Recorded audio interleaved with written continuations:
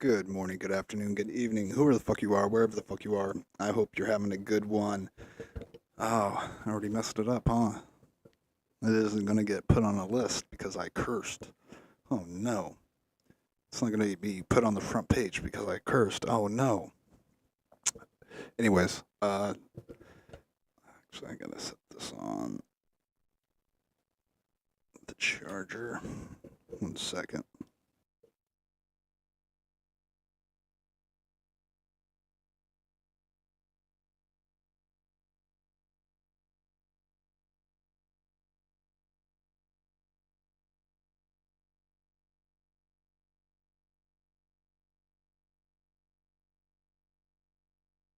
So, this is my first vlog. Well, not my first vlog, but the first I guess you could call it a vlog. Um, I'm doing on YouTube. That isn't a. I'm not doing any photography. I'm not playing a guitar. I'm not drawing. I'm not doing anything like that. What I am going to do is talk for a bit about what's going on in my life. And the first thing I'm going to bring up is what I've been doing. I actually so over the past like 7, 8 years. I don't even know where to start this. Uh, like 7, 8 years ago, I took my mom to see a neurologist, and the neurologist suggested memory care, um, a memory care facility, and I concurred, but uh, my mother did not want to go into a memory care facility, and um, my uncle uh, kind of agreed and kind of helped her stay out of a memory care facility. But here we are, 7, 8 years later. I've been taking care of them both as best I can and with what I could. Um, and I'm not talking about helping them shower, although I do have to remind or try to remind um, at least one of them to take a shower. Um, but here we are. Uh, my uncle now, his daughters want to sell the house so they can have some money and put their father into a facility. And while they have agreed to give me the time to contact uh, DSHS or the Department of Health and Human Services here, Department of Health and Human Services here in Washington. Um, I have been able to contact them. I've gotten a date for them to come out and interview.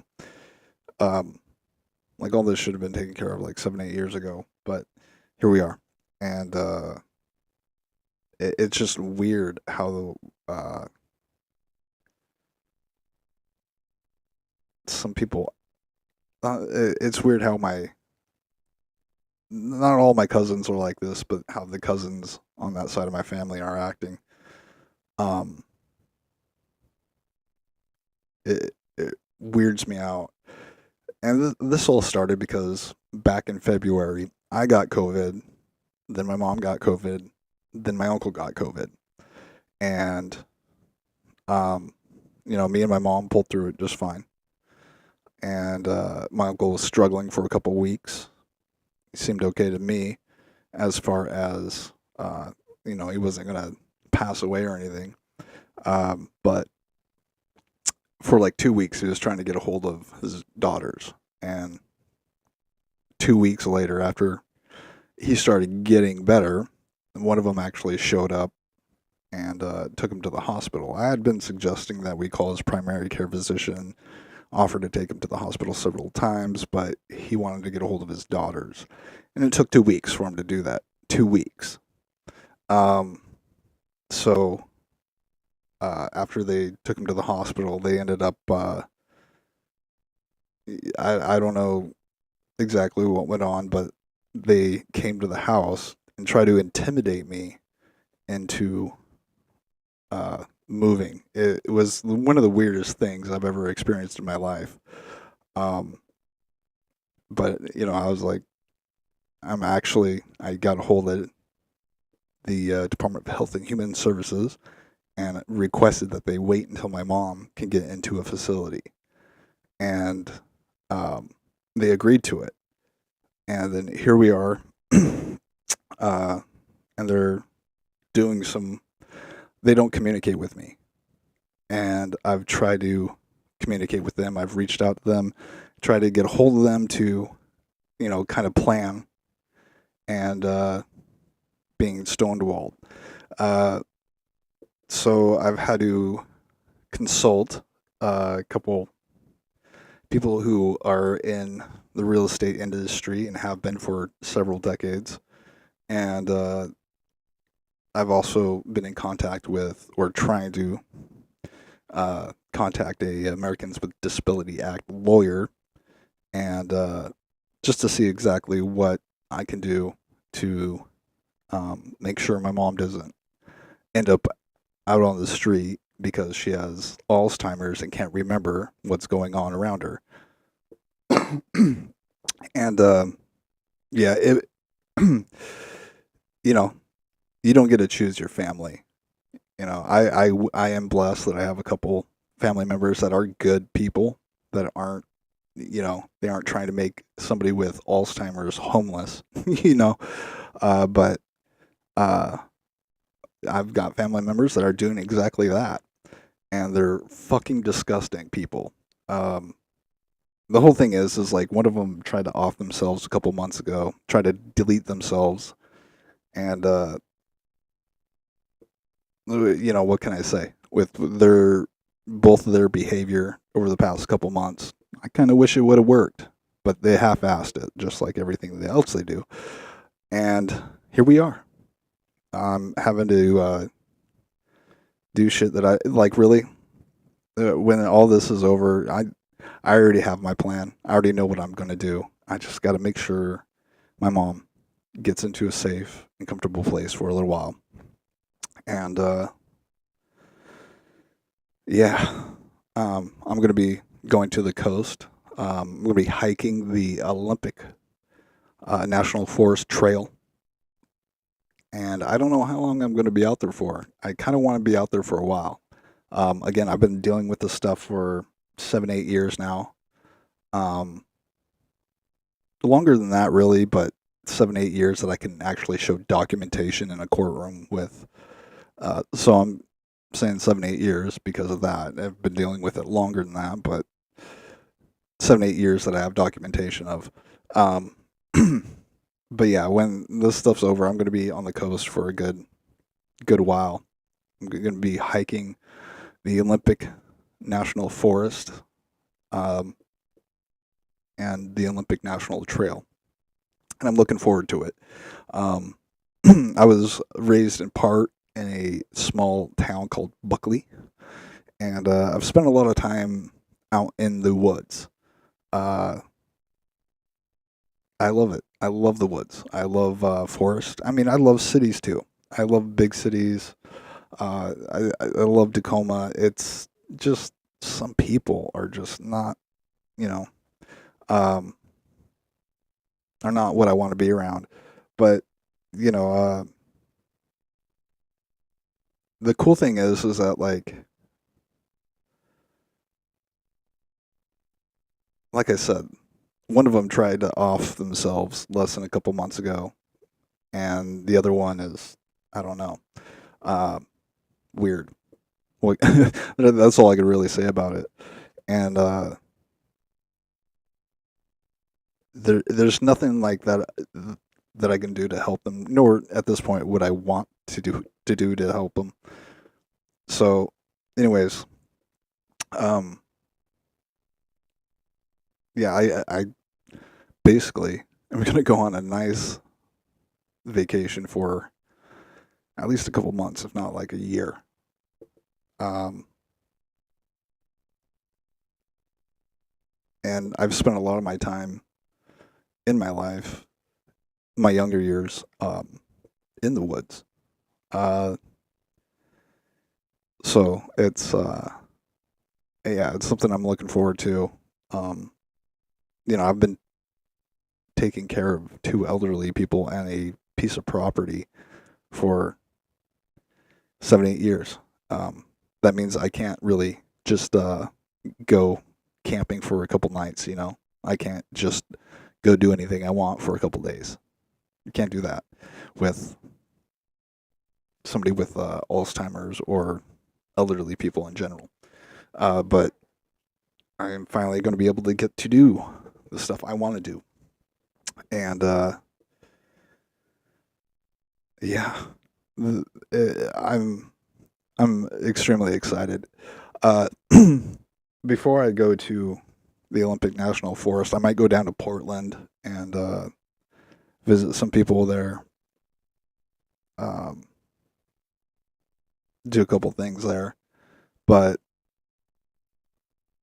it's just it's amazing to me how some people uh, treat elderly people.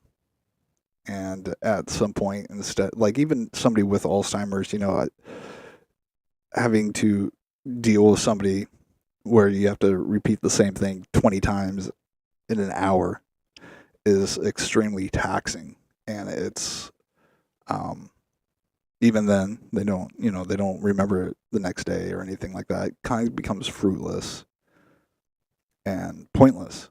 And, um, the thing is like you can still recognize the person. You can still recognize the traits. They're still human. They're still there. And to see other people the way these cousins are treating not only their father but their their aunt is it's extremely disgusting. And I know the way karma works, and I know the way God works. They are not going to be having a good life like in the future. That's even if they, like I said, one of them tried to delete themselves less than a couple months ago, so they failed miserably at it. So it's like, you know what? When they actually have something to delete themselves with, that's a little bit more real. Um, it won't be just deletion idolization. It'll actually happen, and yeah. Yeah. Then the other one, just the way the entire situation's unfolded, when that person gets to the age, they're going to have a horrible time. They're going to have a facility to go into. I'll put it like that. But there's not, you know, like I've said, like 7, 8 years ago, went to the neurologist that said, "Hey, needs to be a memory care facility," and I concurred. But I, you know, I really didn't have the heart to heart or legal standing to do just that. Um, Plus, with somebody else convincing her that she didn't need to, it was like, oh, great. So again, it is what it is. There's nothing I can do about it. Piece of shit people are piece of shit people. No bit like it's really no like it's really not that big of a deal in my life. Like it's something that yeah, I'll be like, okay, this is what a piece of shit person looks like. This is how a piece of shit person acts, and it's just something that lesson learned. Um, Again, fortunately, I've had good people in my life. They are fortunately for me out of state places that you can't go rig something or intimidate somebody or do something like that. It's reassuring to know that and have people I can talk to be like, you're doing the right thing. This is the right move. These people are fucking giant pieces of shit, you know, and there's nothing I can do about somebody else's situation as far as that goes. And when I say somebody else's, I mean my uncle's situation. There's nothing I can do about that, um, except point out to others and myself, this is this is how really disgusting people act, and it shows that greed drives people to do things that are just cringe. Cringe is the best way to put it. Uh, yeah, so fortunately for me, I have been able to get a hold of a social worker for my mom. I've been able to uh, get the ball rolling as far as that stuff goes. Uh, again, with me, I already got my plans. I've got my stuff in order. Um, and I'm going to go play in the woods for a good long while. I yeah, I haven't wanted to be in the area for quite a long time. If it wasn't for my mom, I definitely would have been in the area at all. Like I wouldn't have been here fucking at all. Um, I've lived in bigger cities like Long Beach, California, like San Diego, and I fucking love cities. But I was raised and grew up with the woods being my my home. I feel at home in the woods. From living in Anchorage, Alaska for a couple years as a child, I know that summertime in Alaska in the woods, those mosquitoes, holy fuck. I know how to deter those things. um, and like really my situation as far as my finances go, my credit goes, really not going to be left with a whole lot of options. So going out to the woods is the best thing for me to do because I don't want to be around a bunch of fucking drug addicts and criminals and all the other kind of not good things that you find in cities when you're camping. you know, I'm happy to go out to a national forest for a couple of years. Um, I wouldn't call myself an environmentalist, especially, but um, there's a certain value in nature that can't be expressed monetarily, and a certain peacefulness that I personally, and I'm sure other people do too, experience when you are in nature, and all the other shit just kind of melts away. You're in nature. There's not really uh, too much to do. Sit back, smoke, and read a book. Read a nice little book. Um, you know, it's not the same as like owning a piece of property. Like I'm not going to be able to build a cabin. I'm not going to be able to build something. You can't do that when you're in a national forest. But what you can do is set up a nice camp for at least a couple weeks, and go from there. It's not really it's something that like if I had kids, if I had a wife, if I was a woman, that's not something I'd be able to do. It's so I'm kind of I'm stoked about it. It's something I did a lot as a kid. Something I did a lot as a teenager. Oh man, I could tell you some of the the camping stories I have. Oh, they're pretty crazy. Um, but to actually like be able to go and do what I want when I want and not have to. Well, I got to get back and make somebody lunch and dinner, get the mail, make sure somebody took a shower, make sure the lawn's cared after, make sure the house is clean.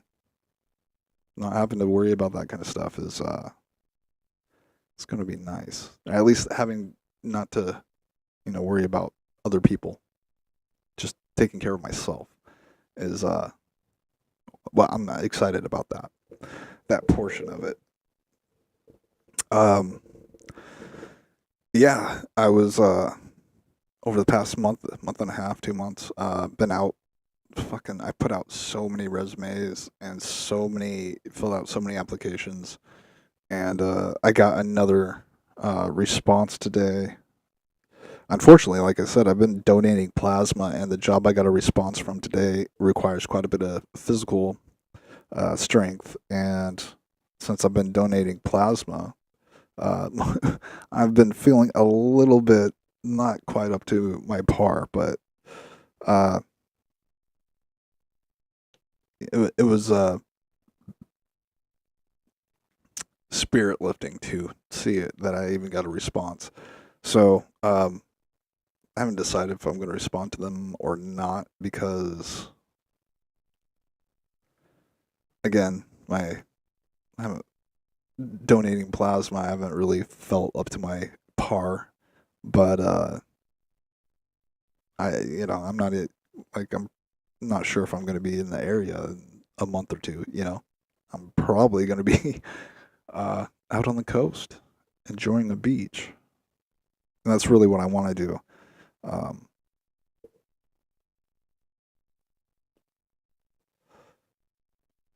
yeah, it's weird how some people are. Um,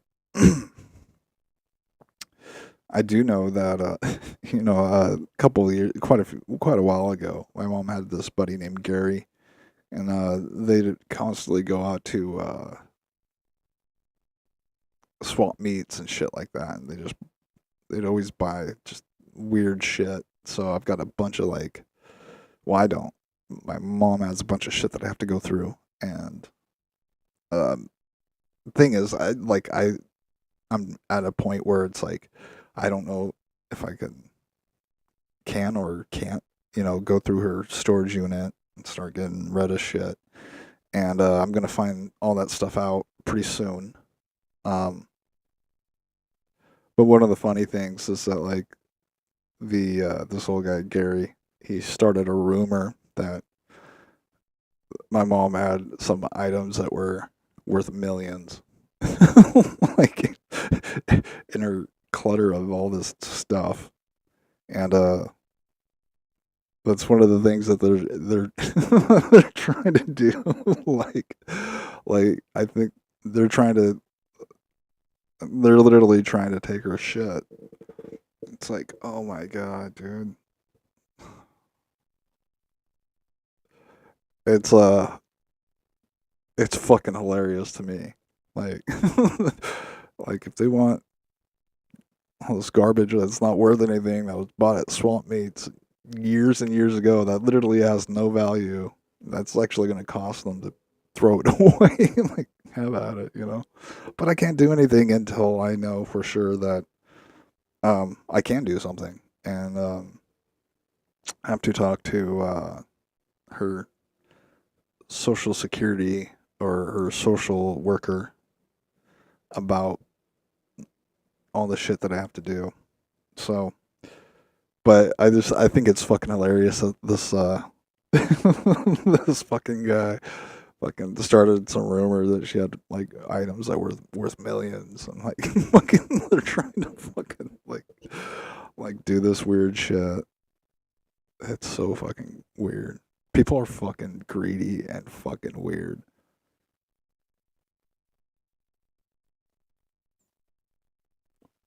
I love my state. I love the state of Washington. It's you know, it very much has that small town vibe to it. It's not like LA or Long Beach or San Diego. It has a very small town vibe to it. One person hears something and it's like that game Telephone where there are a bunch of people and by the time it gets to somebody, you know, within two or three people, the story gets all fucking weird and just fucking crazy. And that's kind of what's happened with some of my mom's stuff. It's like, oh my god. But yeah, Gary, you got a fucking sense of humor, bud. That shit's fucking funny. And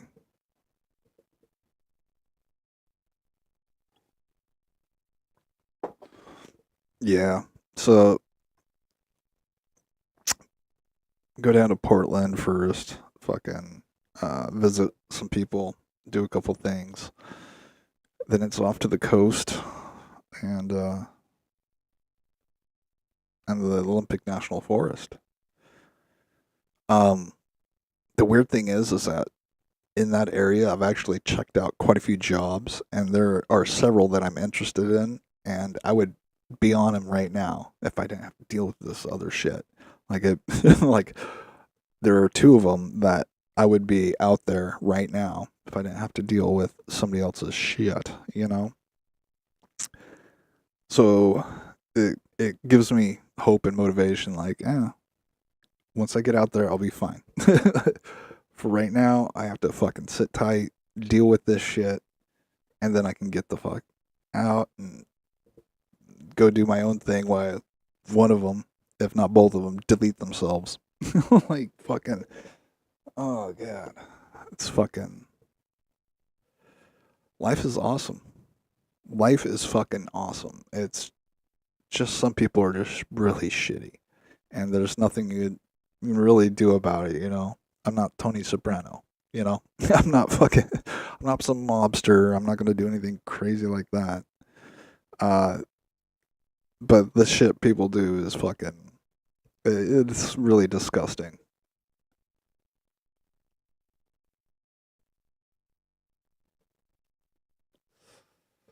So yeah, um,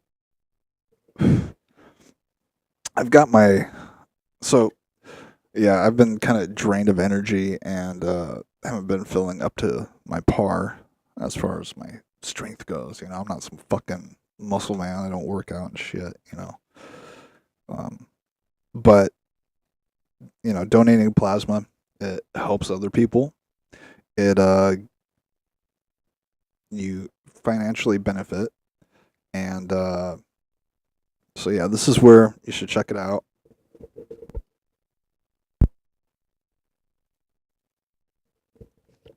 If you're in the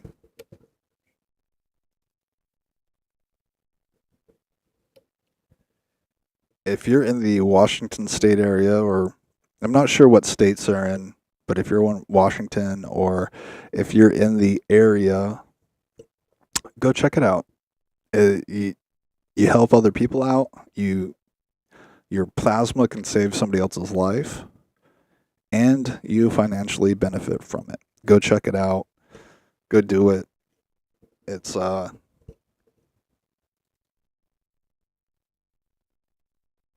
it's a good thing to do. The last time I gave plasma actually was just a couple days ago, Monday or Tuesday, um, and I didn't get much sleep. That like I've had trouble sleeping because of this shit, and I didn't eat as much as I should have before I went in and donated. So like at the end of it, my body was just feeling weak, and I started like sweating a bit, and I got dizzy, and then fucking you know, as soon as I was like unhooked and able to stand up and shit, I started feeling better right away. But then I on my little bus ride journey home, I got dizzy as fuck on the bus. Like I almost passed out. Like I fucking laid down and shit. And it just the when I got off the bus, I was like, okay, I feel like I felt better after I stood up and walked a bit. But oh shit. If you do donate plasma, I suggest you do. Definitely get plenty of rest. Definitely eat quite a bit before you go in. And I plan to get some rest after you donate because it takes a bit out of you. Um, yeah, all I can say is do it. Um, it's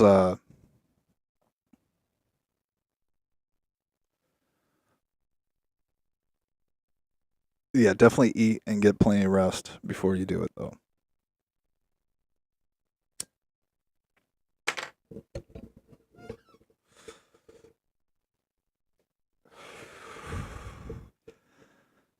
So yeah, fucking I wish sometimes I wish life was like a movie and you could just hit fast forward to go through all the get through all the bullshit and end up at the end, whether it's a happy ending or not, who gives a shit? It's just the waiting shit sucks. Yeah, that's what's going on. Uh that's what I wanted to blog about. Uh I haven't blogged really since MySpace. I had a pretty hefty following started on MySpace, which I know the numbers compared to today's numbers, something on MySpace, the numbers, at least you knew they weren't bots that were reading your stuff back on MySpace days, but back in MySpace days. But yeah, my blog on MySpace had a good following started. I was getting at least 120 to 300 views per blog. And I know those numbers aren't going to happen on YouTube, but MySpace doesn't even have a blog anymore. So I'm kind of hesitant on vlogging when I know and I've experienced a website getting uh, pretty much deleted like MySpace did. So uh, it's a little bit like I don't know about the blogging or vlogging.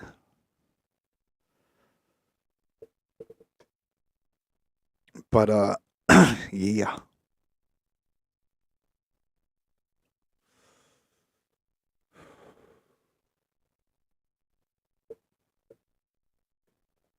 So that the job response I got today, is something I talked to the guy a couple weeks ago, and it's it's a field that I personally would be totally brand new to, and but um, something that would kind of involve working with uh, masonry, uh, which I'm new to, but at the same time uh, lived in an art house where there was an Italian sculptor, so I've been able to see uh, somebody, take a piece of marble and transform it into a fucking amazing piece of art. Uh, but to see it on a uh, more working with stone and uh, masonry in a more commercial way, uh, seems kind of interesting to me. Uh, and I wouldn't have hesitated if it weren't for those other factors that I have going on to call the guy back immediately. I plan on calling him tomorrow, kind of explain what I have going on, and see if it would be a fit, you know. Uh, Other than that, you know, there's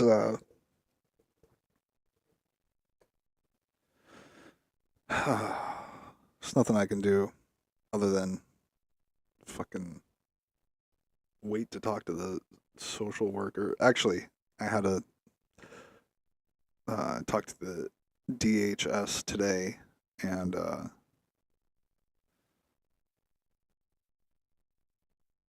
was able to make more of a solid plan. Like I said, those cousins, you know, I've tried to reach out to them, I've tried to talk to them, and they're just basically stonewalling me. And from what I understand and what I've been told by somebody who's been in not just real estate, but a couple other industries that this would pertain to, um, there's a difference between a civil matter and what these cousins might think they're going to be able to do. And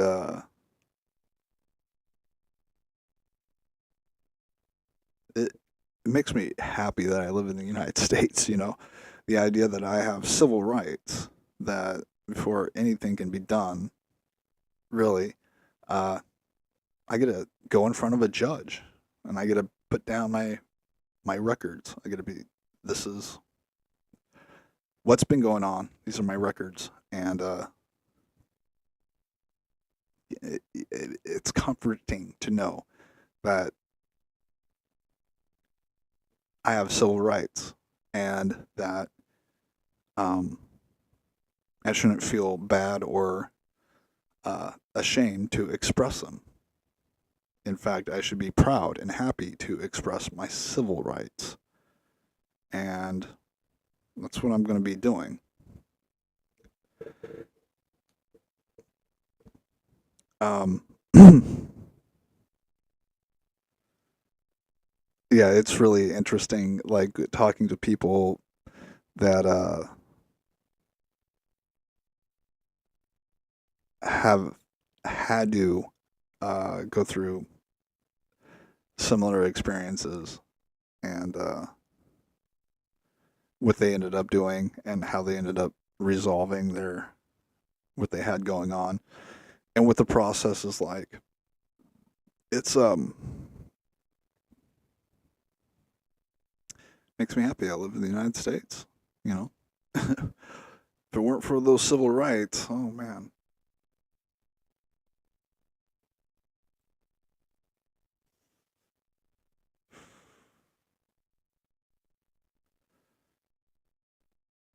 Yeah, I'm.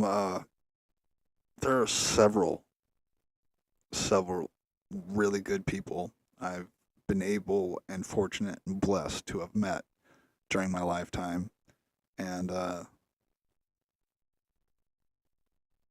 it's awesome to see that those good people in your life, they will help you with the shitty people in your life.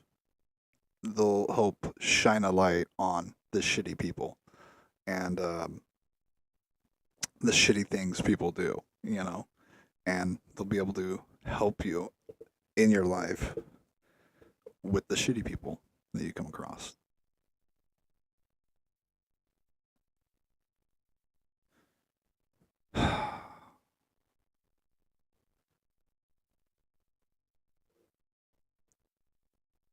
On another note, I haven't smoked weed since February, well, since the day before Valentine's Day.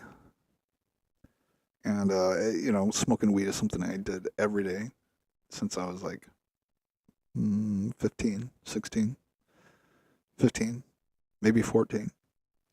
Uh, and I really want to. Like, I keep wanting to smoke weed really bad. But until I find out exactly what kind of employment I'm going to be having and where exactly, I'm kind of been holding back on it. Um,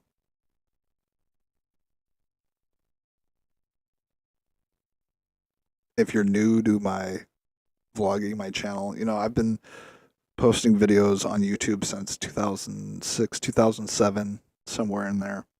And over the past couple of years, like 4 or 5 years, I've been posting and making content on Twitch. And I really haven't had too much success on either. And I decided quite a long time ago that that's not my goal with any of this.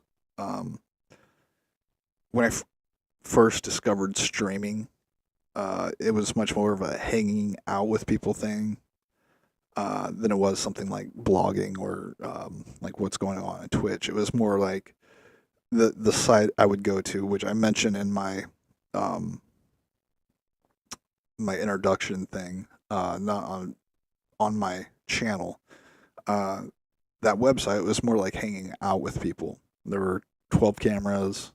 Everybody would cam up. There were other people that were just in the chat room talking and hanging out.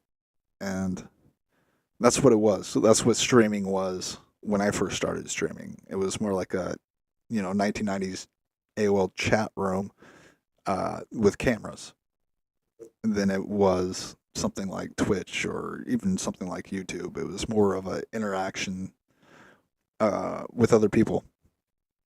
And so with what this is and what I'm trying to do now, I really, making money off it hasn't really been my goal. And I'm starting to think that with the amount of views and stuff like that other people have had and success other people have had, that I might end up actually vlogging and, trying to make a run at it as far as monetary gain goes.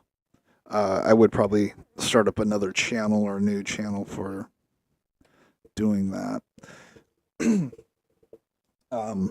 So, uh,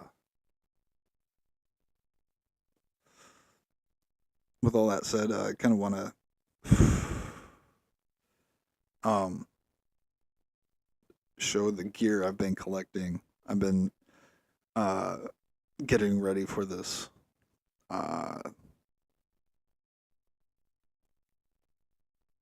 I'll call it a trip, but it's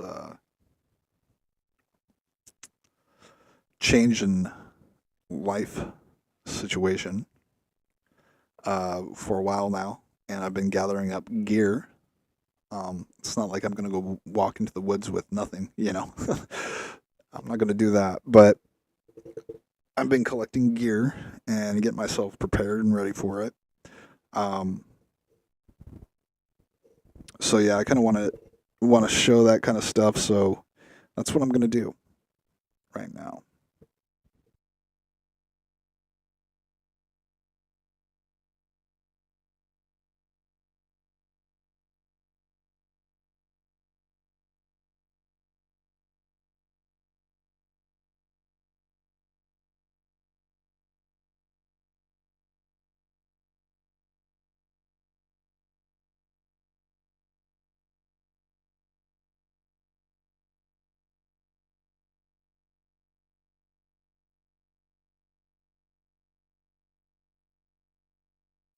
So with all this stuff I'm gonna be carrying, um, I'm gonna take at least one of my guitars with me. But I've been considering hot tent camping, and one of the things I've been thinking about with it is uh, the weight.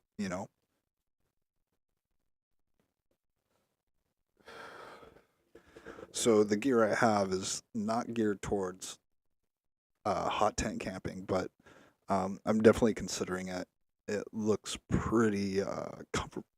Yeah, as far as camping goes, it looks pretty comfortable.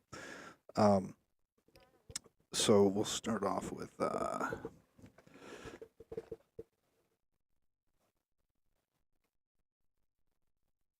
the main thing that I'm going to be concerned about going out there, and that is water. Um, I got a filter that I forget how many liters. but it's just the normal. You got the bag, then you got the filter and the tubes for it and all that stuff. So even after I filter things through, I'm going to be boiling everything.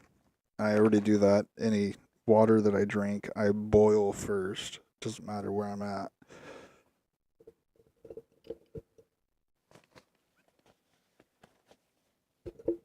But this thing can provide me filtered water for at least, I forget how many liters exactly it was, but I do remember when I did the equation that I used, it should provide me with water for at least 6 months.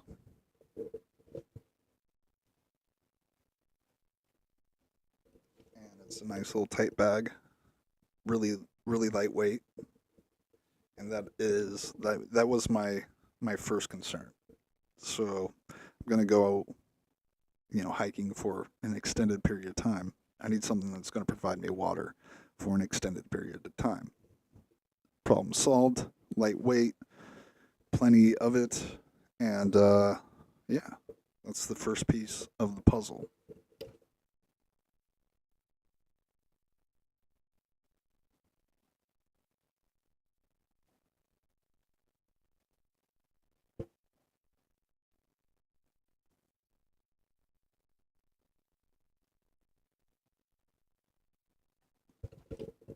All right, so with water taken care of, I have to figure out what am I going to do for fire, and I'll most definitely have a lighter on me. But when picked up one of these nice little fire kit, it provides it's got a nice spark to it. Um, and it came with a little blower thing for the fire itself. Again, lightweight, inexpensive, and something that I could use for at least a year. Uh, the other thing that I was thinking about when it came to fire and keep myself warm were these. This is an alcohol lamp, and I've got a couple more of these, but uh, I actually found out that I can light this thing with that spark. That I forget what they're called, but that little spark stick, and I didn't know I'd be able to do that, but I was able to, and so these little lamps, they have alcohol in it. Alcohol. I put a bunch of alcohol in there, and it's still in there, so it's not gonna evaporate or anything like that. But this is very useful for. It's going to be very useful for light and starting fires. While yeah, you can just use the spark thing to get some kindling and shit like that going. To actually having a flame to start a fire with is a lot easier. It's lightweight. Um, like I said, the alcohol inside of it hasn't been uh, evaporating, so I'll be able to use this not just for light, but also to start fires easily. Um, After that, I got a nice little lightweight portable shovel.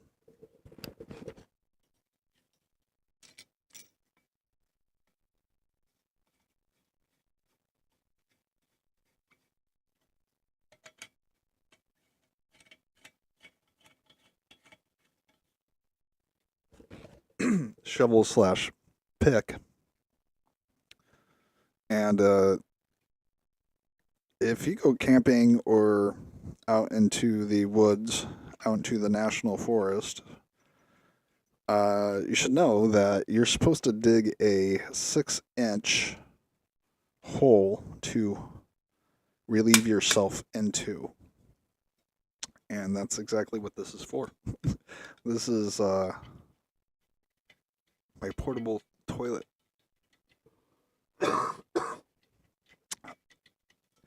And it's lightweight, and it's something that is going to obviously be useful if you're out in the woods.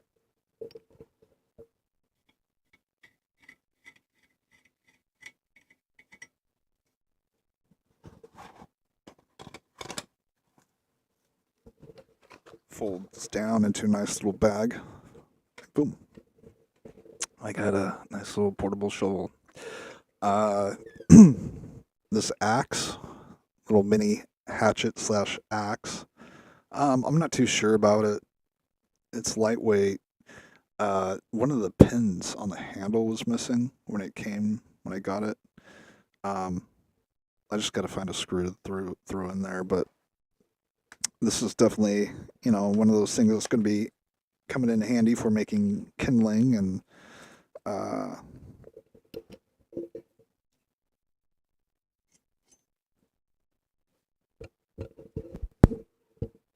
gathering wood and making stuff to start a fire with. And yeah, it was pretty inexpensive. It's super lightweight and comes with a safety for the head of it.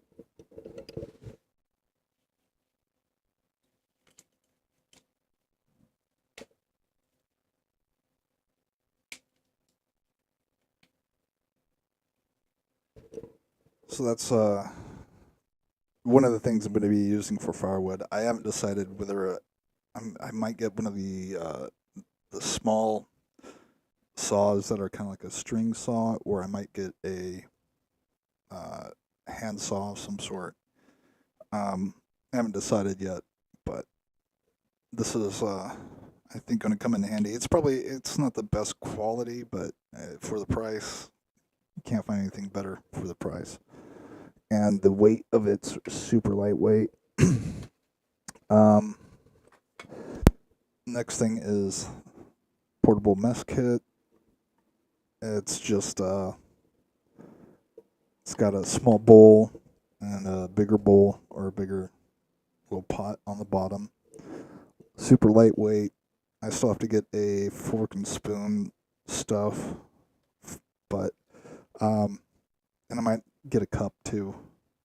Again, super lightweight. I'm gonna be able to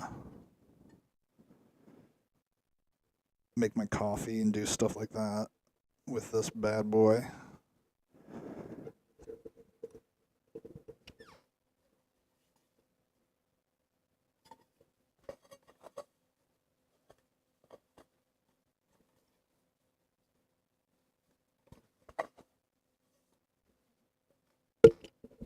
I don't know if the plastic on it is such a good idea, but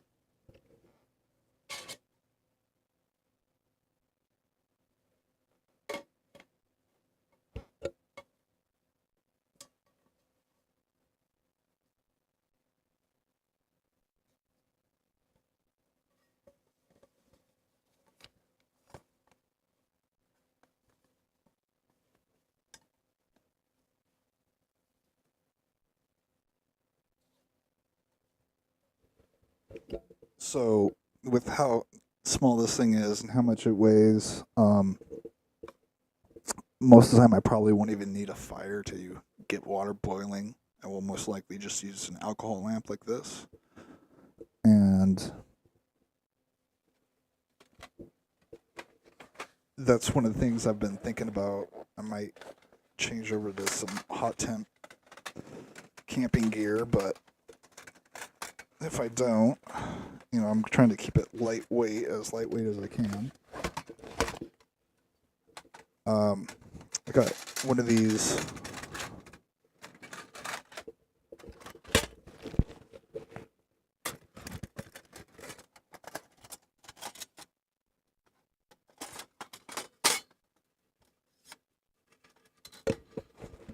it's a little portable barbecue stove thing. I gotta remove the plastic on the rest of that plastic on the inside, but it's lightweight. Um, should be able to keep a small fire going in it, and it's what I'll be warming my food and maybe myself with. Pretty handy little thing, lightweight, and again, I'm thinking about doing the hot camping thing, and if I do that, I'm gonna get rid of this because I'll need one of those small little portable stoves to be able to not just make meals with, but keep myself warm. And my camera battery just went off. So I'm going to replace my camera battery. I'll be right back.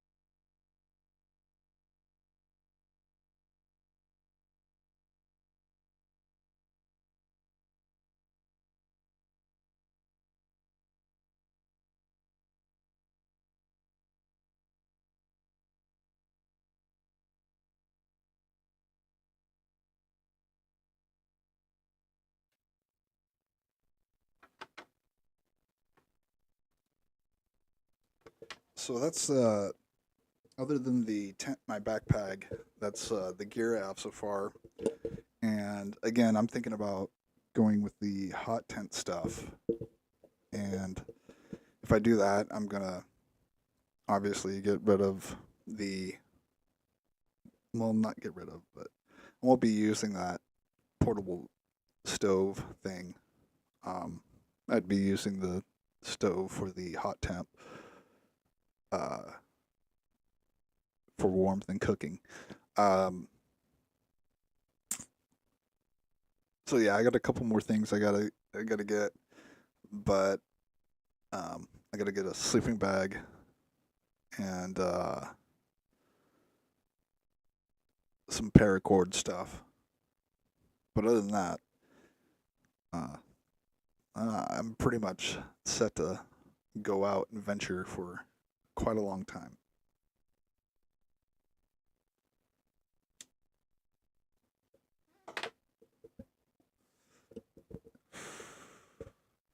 And of course, if I'm going to be doing something like that for quite a long time, I'm going to have to get a small rental storage unit, and I've got that lined up.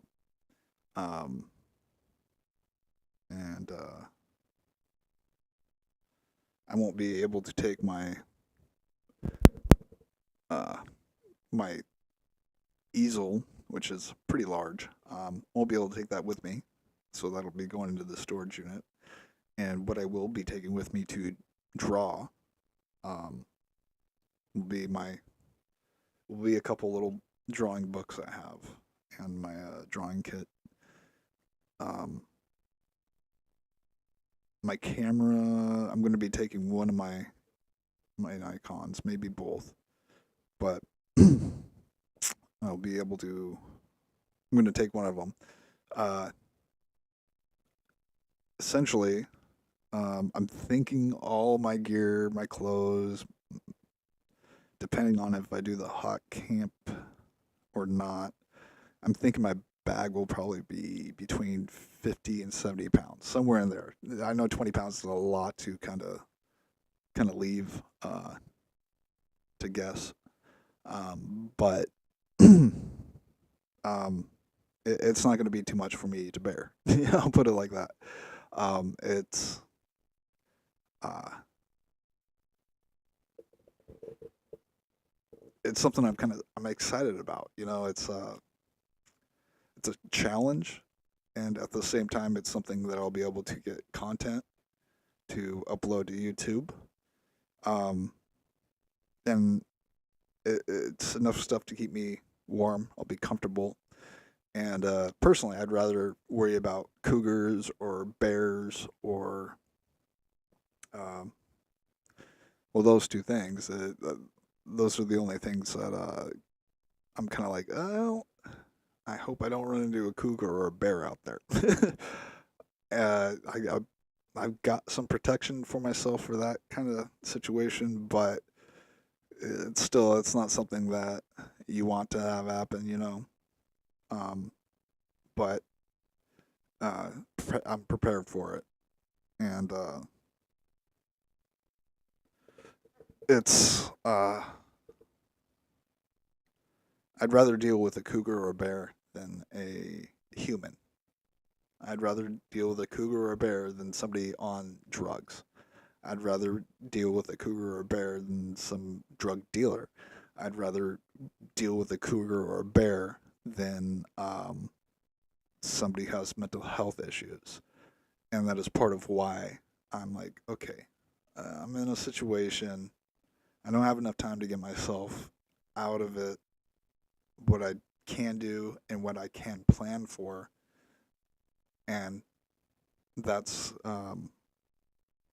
that's what I've been able to come up with. And I think it's a lot better than if anybody else was in this situation, they probably would delete themselves.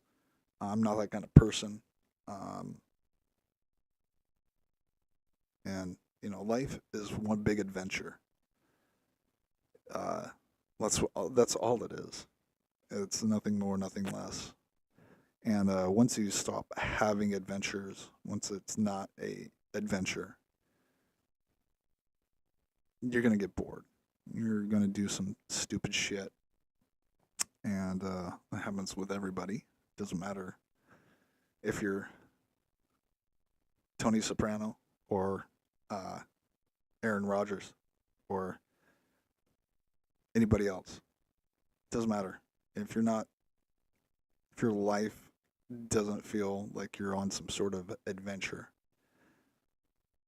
it's at some point it's gonna be like, what am I doing? What am I doing? What is this meant for? What is anything going on? What is this? And yeah, it's the other piece of gear, the pieces of gear that I didn't show. I've I got a couple of these little things, little solar power things. Um, to make sure my phones can stay charged, make sure I can read a book on my ebook reader thing, and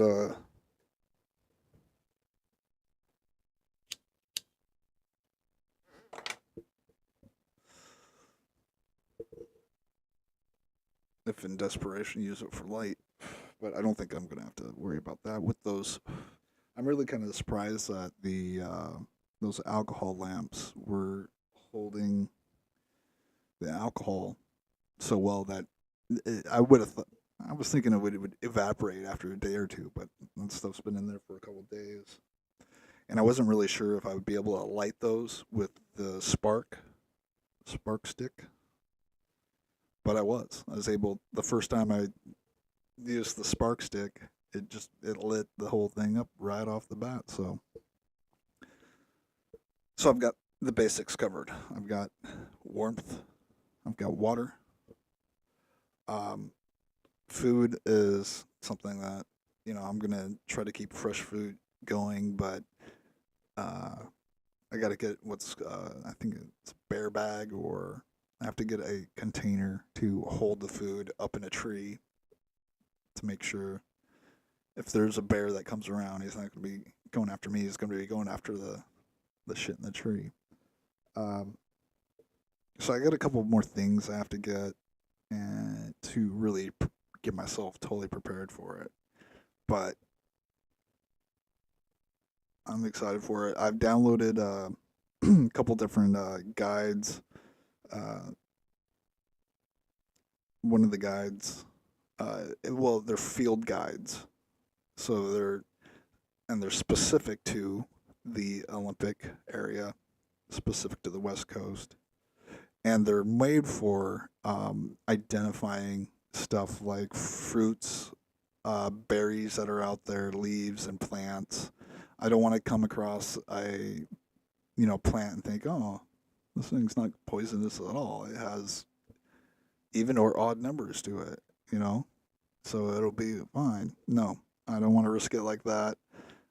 I got a couple field guides downloaded to my e-reader, so if I come across something questionable, I'll be able to identify what it is. Be like, oh, okay, I'll be all right if I eat this or if I use this.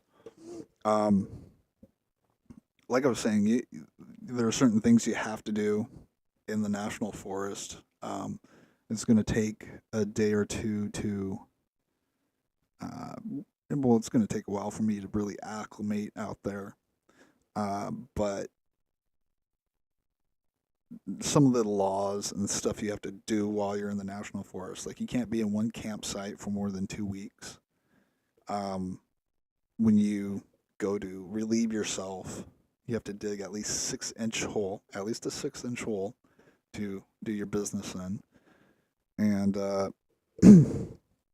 you can't be going around chopping down trees and shit like that. You have to find stuff that's already dead to use as firewood. Those are the main uh, things that I have on my mind for going out there. So, like, I'm not going to be able to build a permanent cabin or anything like that, but I will be able to, set up a hot tent that I'll be able to crash in for a couple weeks. And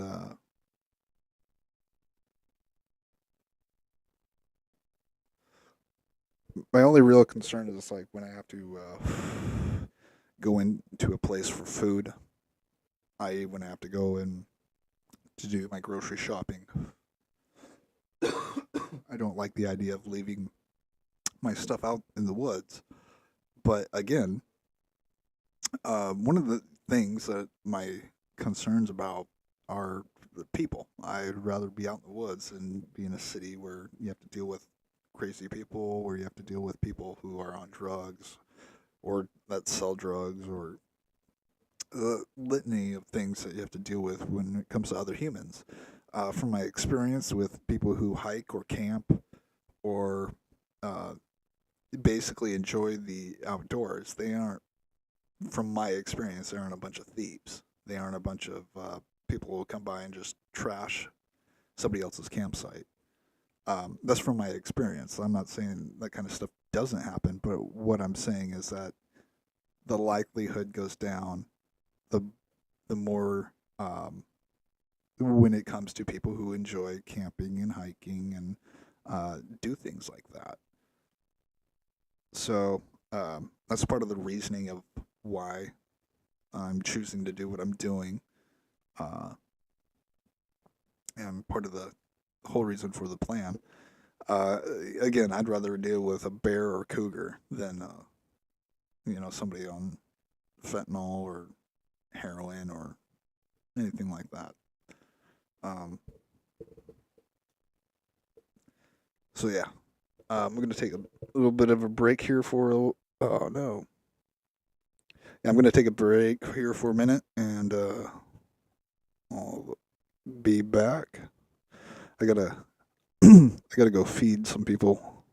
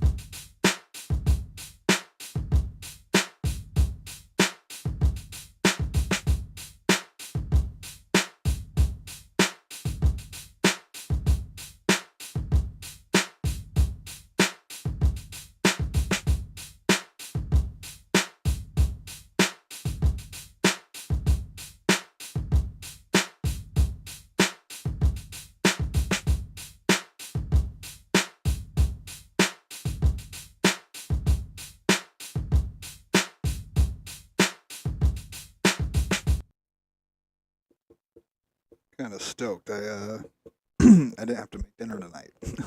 That's 2 nights in the past. Well, since April. 2 nights in the past month. But I didn't have to make dinner. 2 nights in a month.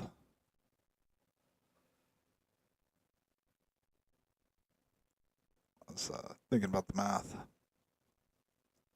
It's about how many times a month I don't have to make dinner for not only myself but for 2 other people. I was just kind of mulling the numbers over in my head. 320 times. We'll go low end. 320 times 7. Roughly 2,200 meals. Just dinners, not lunches. Double that for lunches.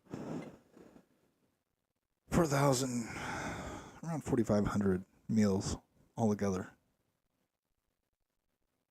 4,500 meals. That's a lot of cooking.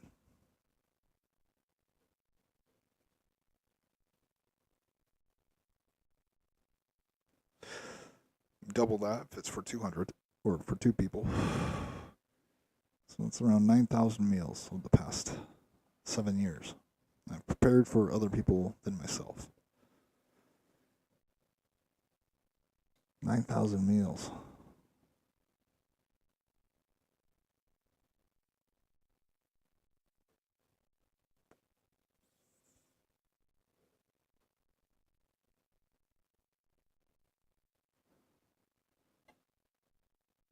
It's a lot of meals. It's a lot of time. It's a lot of effort.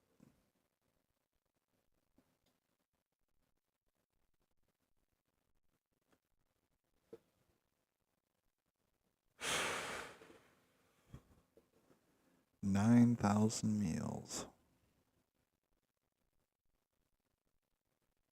And that's not including the restaurants I worked in where I was compensated for what I made. It's just at home. 9,000. It's a mighty fine number.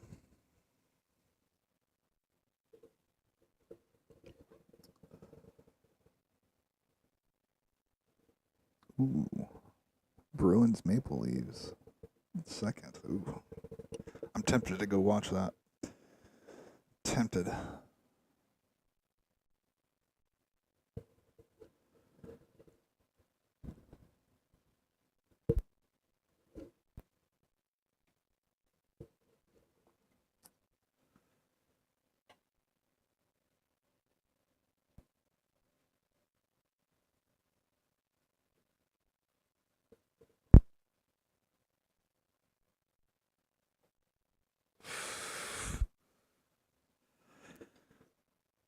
$9,000 meals over the course of 7 years.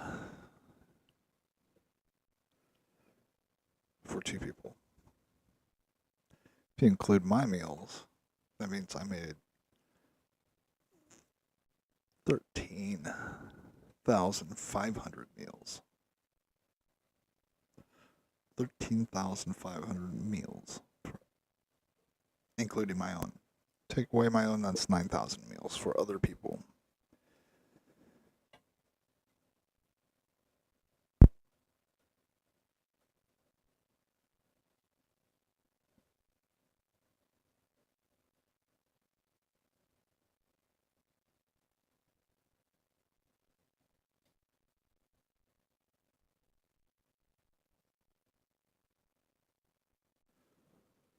Thank God for civil rights, man. Fucking A.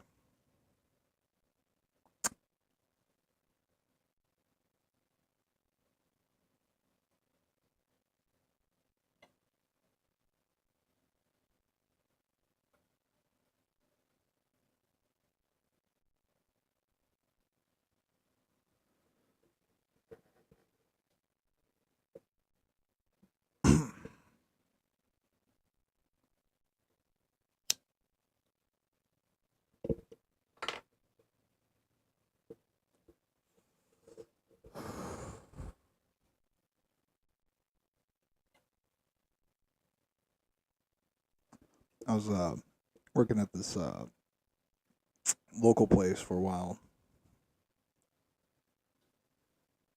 and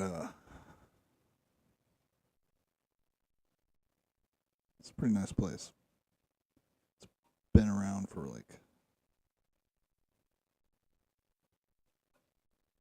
40 or 50 years. I want to say since the 70s. And you're allowed a shift meal. And for my shift meal, I would always get a pizza. That way I could bring it home and share. And some pretty good pizzas. But I'd make the pizza myself.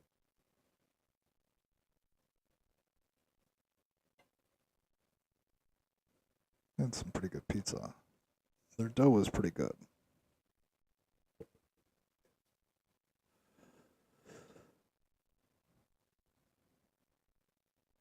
I'm just thinking how nice it's going to be that I'm not going to be responsible for anybody else other than myself. What kind of weight is going to be lifted off my fucking shoulders?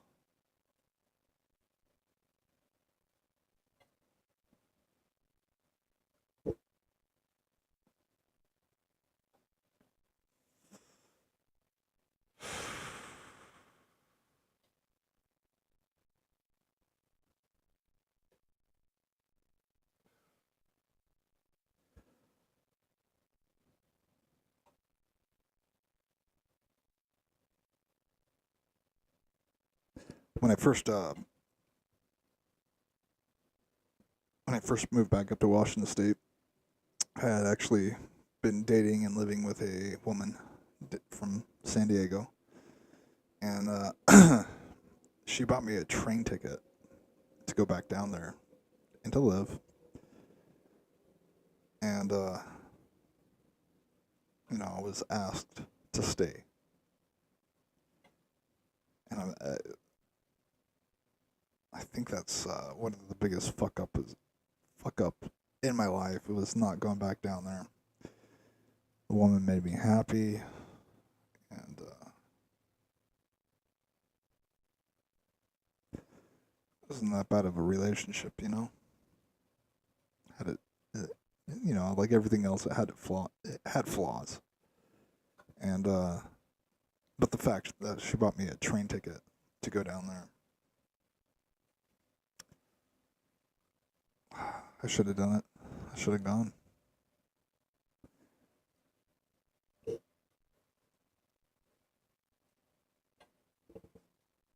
But shit happens the way it's supposed to.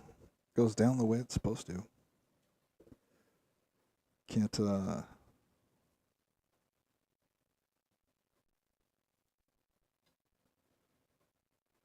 you can only say what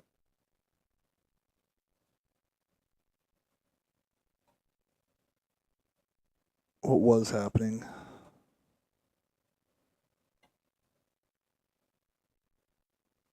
What did happen.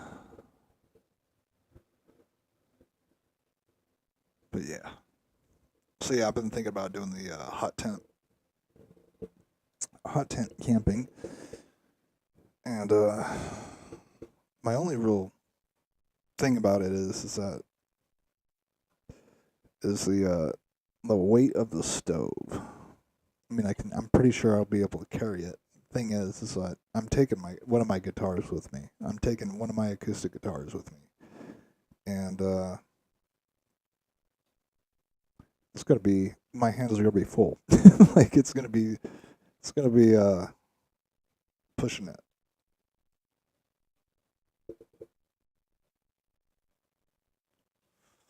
But music is that important to me. I don't mean listening to other people's music. I mean being able to play music is that important to me. And so is warmth. So it's one of those things. It's like, I'm fucked if I do, I'm fucked if I don't. The good thing is that, I'll be able to hump it out, move it every 2 weeks. That's part I'm not liking is having to move it every couple weeks. That's gonna be a pain in the ass, but well worth it. You know. Luckily, um, my primary care physician, uh, I'm in pretty good shape. I'm in really good shape, and kind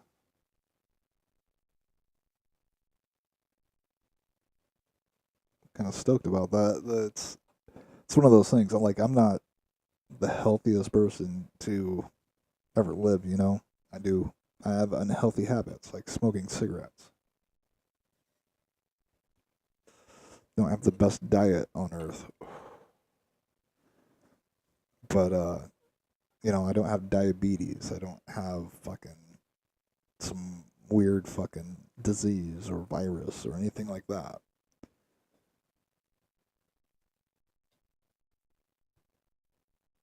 Truly blessed when it comes to my health. That could change. That could change, but that's not the way it is right now. And it's not the way it's going to be when I set out on my venture.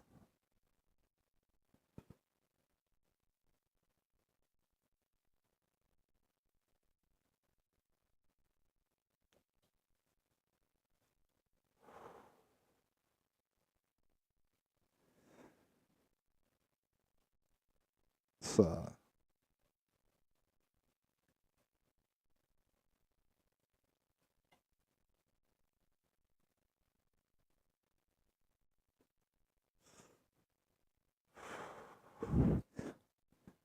I thank my dad for that. My dad's half the family, and my mom's. My mom's a very healthy lady, but my dad did some things in his life to stress himself out and to damage himself, and ended up costing him quite a bit of time in the end. But R.I.P. Uh,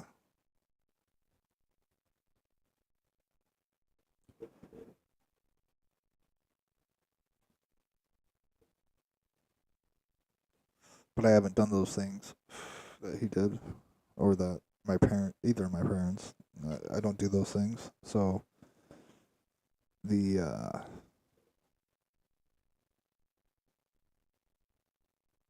I have a feeling it is those things that damaged uh, and caused uh, what has happened in their lives as they've gotten older. Well, one of them, well, both of them, that had the greatest effect up on their health. I think otherwise it would be both very alive, very healthy people. But yeah, I'm so blessed to not have diabetes, not have a weight issue or heart issue or lung issue or any kind of issues with my health. And I've never done intravenous drugs. I've never done coke or crack or meth or any of that kind of shit. And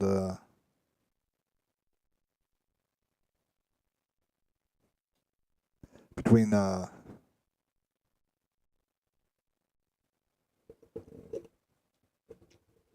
between not doing those things and the genetics I've been blessed with, I've ended up rather fucking healthy.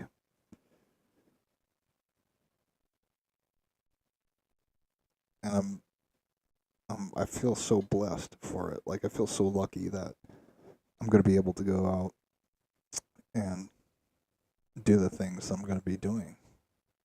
It's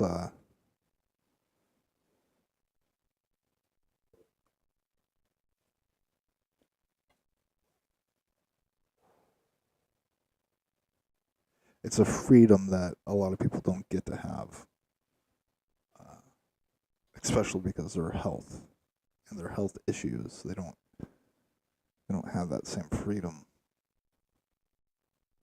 My coffee is ready.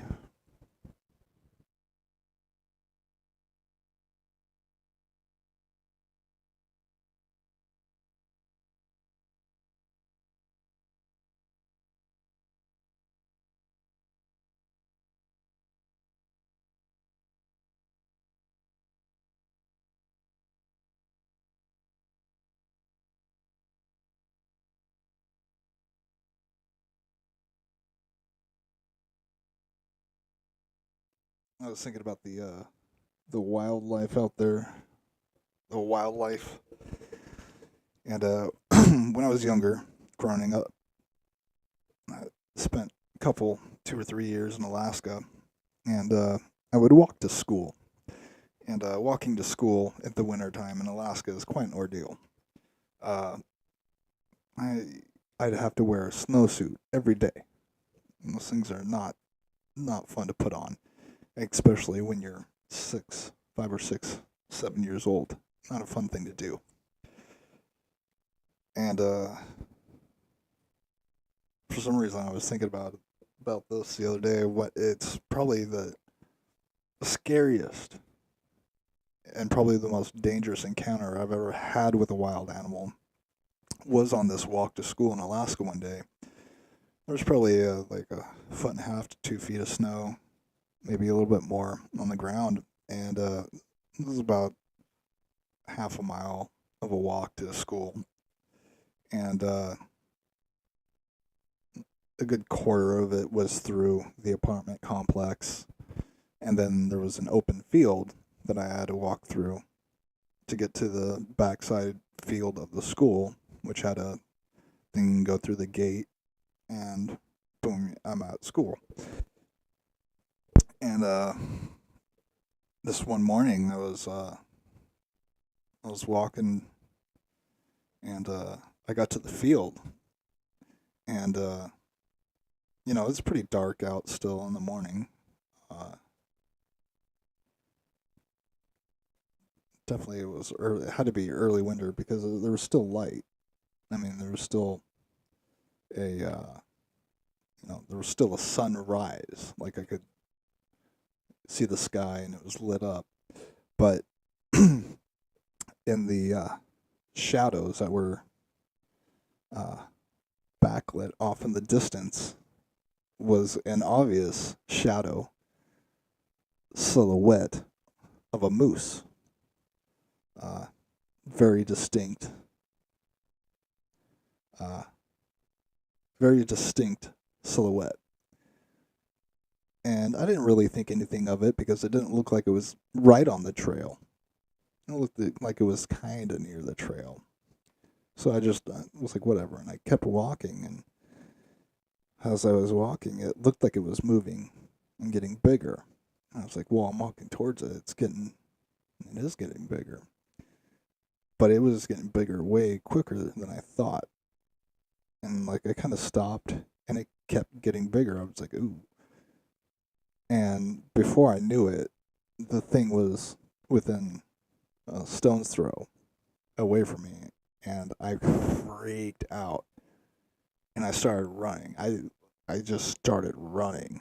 And, it's snow. It's not, even with the galoshes or snowshoes I had on, it was, hard to run. I'm in a snowsuit. I'm like fucking 5, 6, or 7 years old running.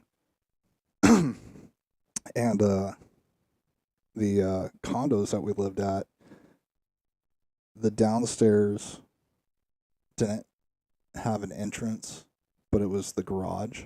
So the garage door would open up, you pull your car in. But, I didn't have a car and I didn't have an opener for it. So I had to run up these stairs to get up to the house or the door to the house, to the condo.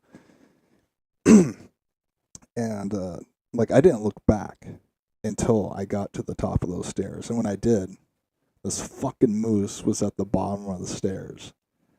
Uh, I was crying. I was freaking out. I started fucking pounding on the door, calling for my mom. Luckily for me, she hadn't left for work yet. But there was this fucking moose at the bottom of the stairs, man. The thing had fucking chased me.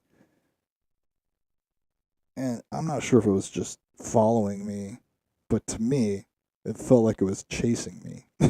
Like, I'm sure, I wasn't that fast. I was only like 5, 6, 7 years old.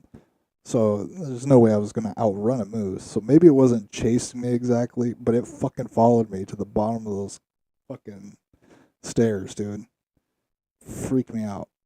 But that was the scariest encounter I ever had with any wildlife. Those things are fucking huge.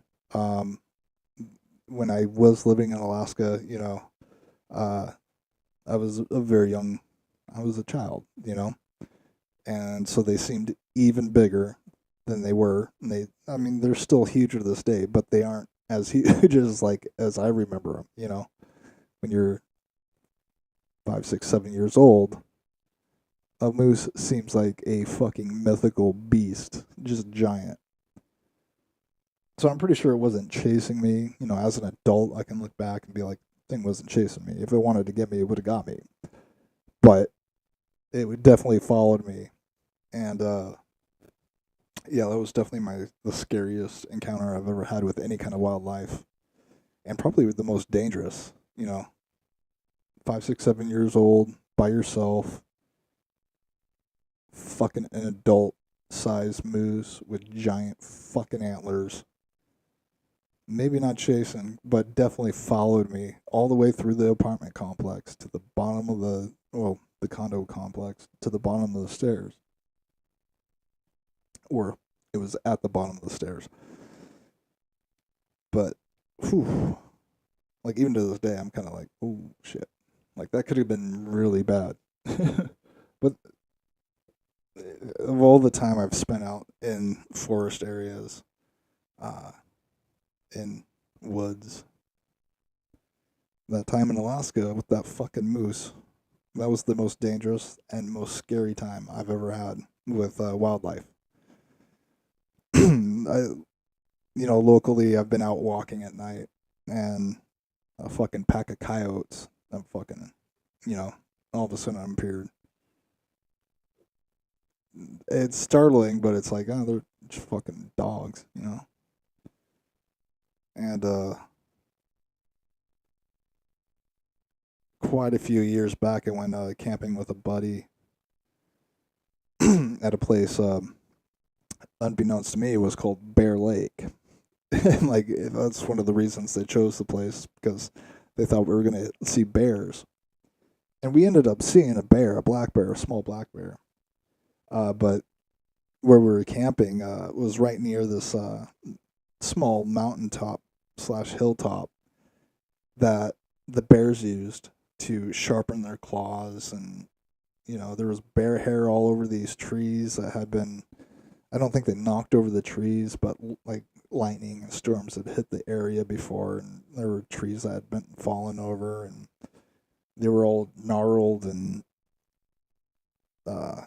bears had obviously been sharpening their claws on them and scratching their backs on them. But even then, I wasn't like, oh, bear's gonna eat me. I was more afraid of my buddy who had a firearm and he was fucking loaded.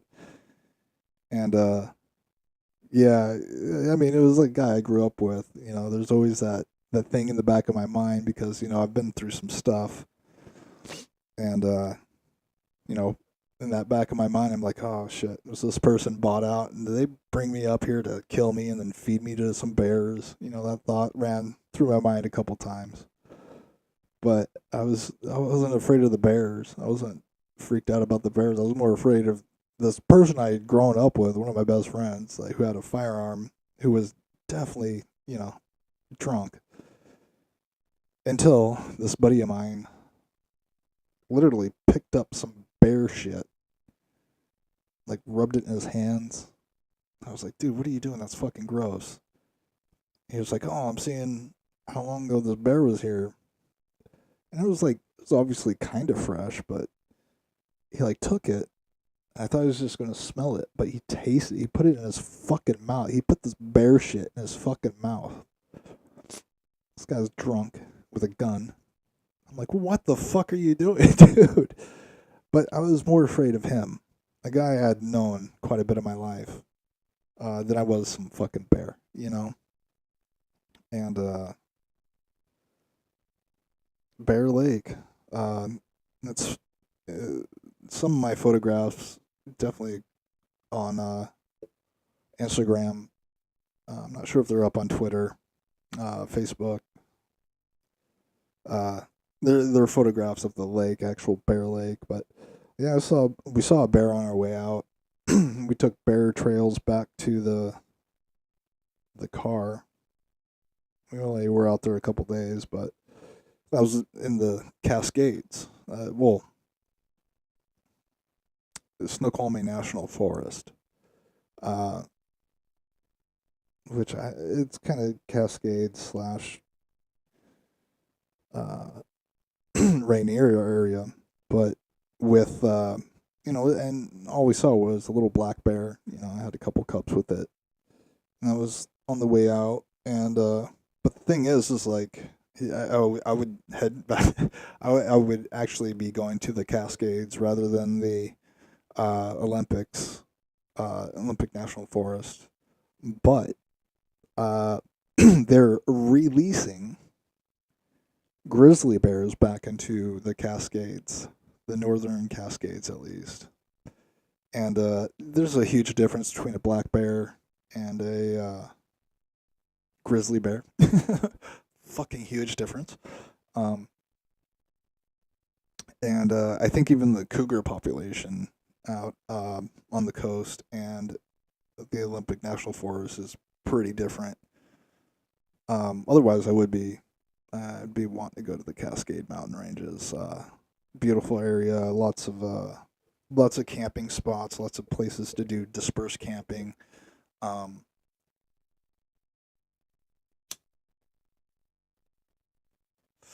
but I'm feeling the coast, and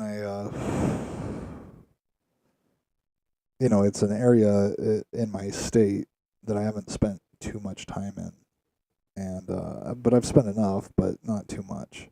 Uh, the Cascade Mountain Range, I spent enough time up in Snoqualmie National Forest and the Rainier Park and a couple other places where it's like I like it, I love it, but I don't want to spend a year up there. But the Olympic National Forest and the Coastal Forest Trail, I definitely spend a year along the coast and uh, in the Olympic Mountain Range, or at least a couple months up there.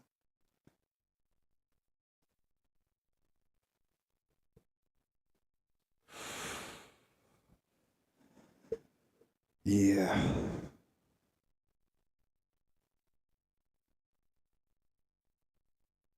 Alaska is an amazing place, especially if you're a younger child. I remember camping up there quite a bit. One of the images from one of the trips that has always been stuck in my mind was this creek slash river. It was a creek slash river. It wasn't as big as a river, but it wasn't. It was a rather large size creek. Like you could probably uh, jump across it. It was only like 8 or 9 feet. A good running start, but or like small little walking bridges across it. But the thing that sticks in my mind is that when we were there, um, it was a campground area that people definitely used before, but the river slash creek was just red from salmon swimming up it. I mean, it was so filled with salmon that the entire thing was red. Like if you were to step in the creek, you would step on salmon, and people had definitely been fishing up there quite a bit. There were uh, fish gutting stations, like all along the river. But that's one of the things that stick in my mind is on this camping trip, like looking at this river and just seeing all these salmon that were all red, making this river just completely red. So, and the way they move, the with the water, it's crazy when I think about it. I don't, people fished them. This is late 80s, like 88, 87, 88, 89. And there's definitely, I don't know, maybe now, but people had fished them so much that I don't think, people really saw or experienced the salmon running the same way that I got to experience the salmon running, as far as like looking at a creek slash river and the entire, and when I say entire thing, I mean you could look both ways up and down the river, and you could look across it and not see anything but red from these fucking salmon. I mean, there were dead salmon on the side of the thing that were just hopping out the fucking thing, out of the creek slash river, like just everywhere. And we didn't see any. I don't think we saw any bears then, but it was it to this day in my mind. It's just it's there. It's like I've seen salmon in the local creeks and rivers, but to see that as far as the entire fucking creek and or river stuffed so full of it, full of salmon, just so many salmon that you could not see anything but red. And yeah, it sticks in my mind how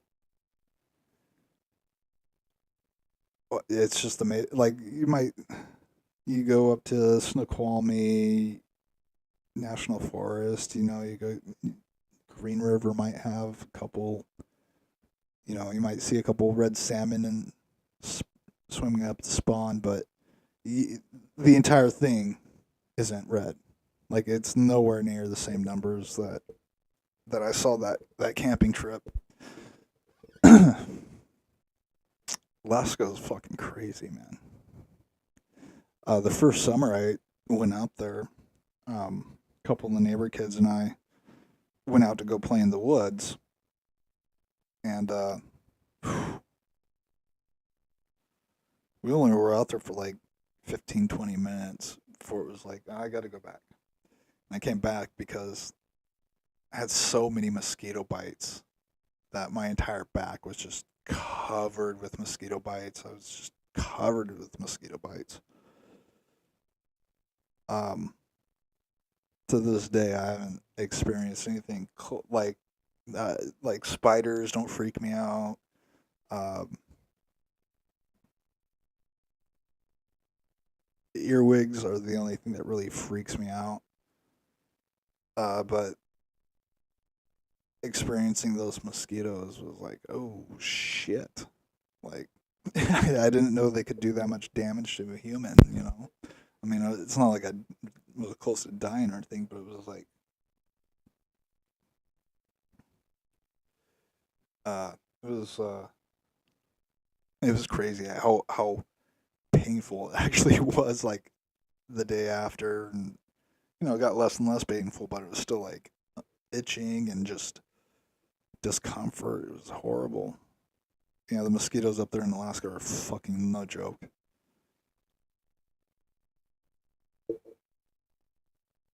Fucking big as fuck too.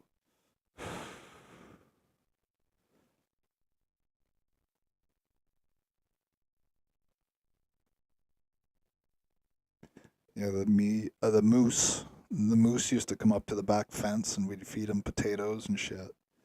They're fucking huge. Those things are giant. I mean, I'm sure part of it was because I was a child, but things are fucking huge.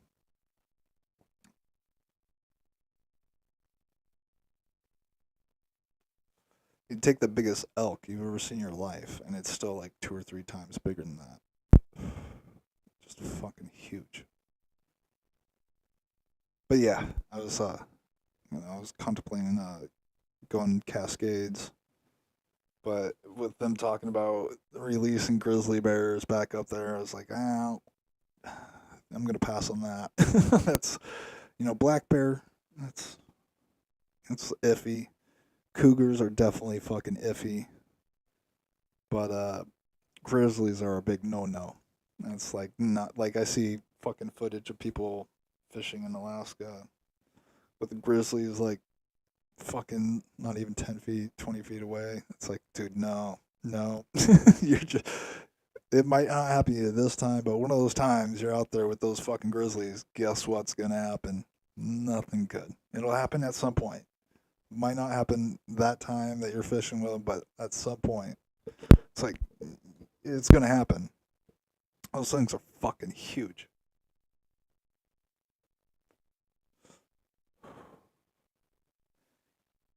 But again, way less dangerous than most humans, you know?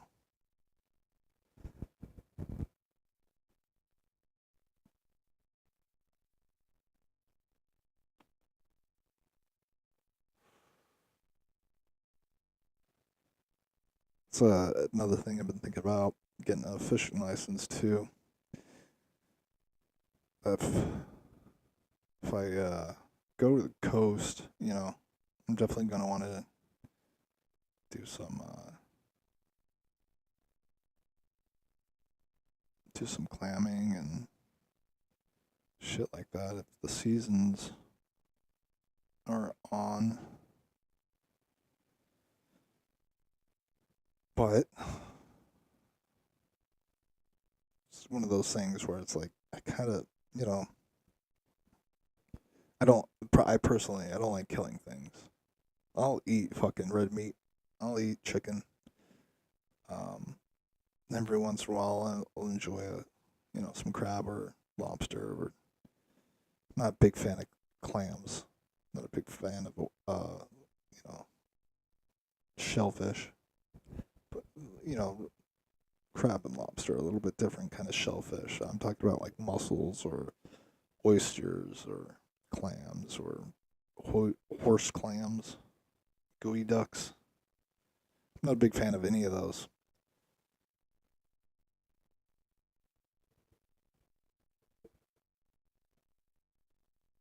But I don't like to kill things in general.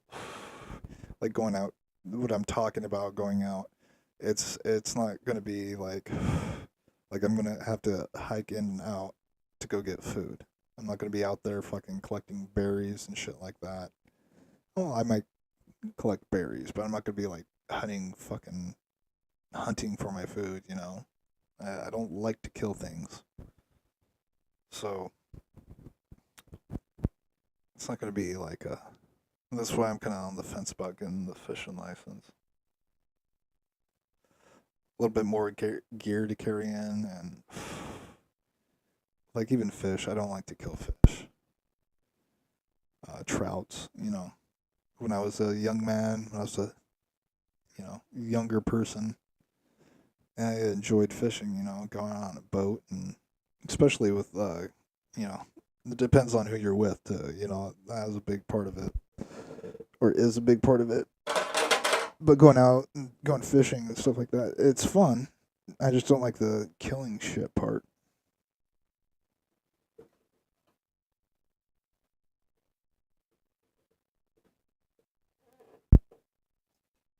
I mean, don't like I know how to gut a fucking. I know how to gut a rainbow. I know how to gut a fish. I know how to steam a clam,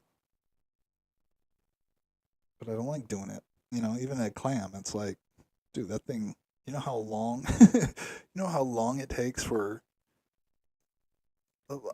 I believe in God, but I also believe in evolution, and I don't think they're contradictory, and I don't. I think they do coexist, but you know how long it takes for a fucking clam or any kind of shellfish to form, really, and to fucking just eat it like it's like some fucking common thing, you know. Anything living, it's like it takes quite a while to grow even a cow. Like, But I eat the fuck out of meat. I love meat.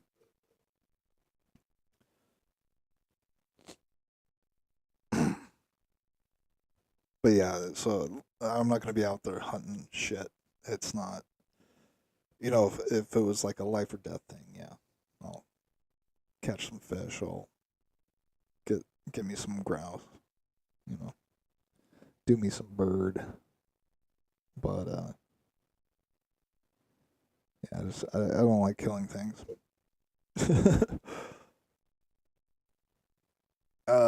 And another thing I've been thinking about getting is a mushroom picking license. Uh, Mushrooms. I fucking love mushrooms. I had an aunt who just once took me out mushroom picking. Uh, they were going for chanterelles, I think it was, which are pretty pricey. They were doing it. They had a commercial license for it, and that's what they were doing it for, is to make money. But uh, yeah, you come across a couple good mushroom patches, fucking eating good there for a while. Um, but yeah, that's another reason why I got one of those field guides. Downloaded one of those field guides. It's like, I know what a couple mushrooms look like, chanterelles. I don't think there are portobellos out where I'm going, but there might be. I'm gonna have to look it up, but I know there's chanterelles out there, and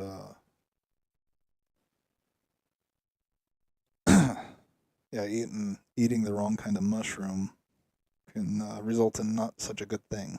So I'm gonna have to be careful. I'll be checking the field guide for those motherfuckers.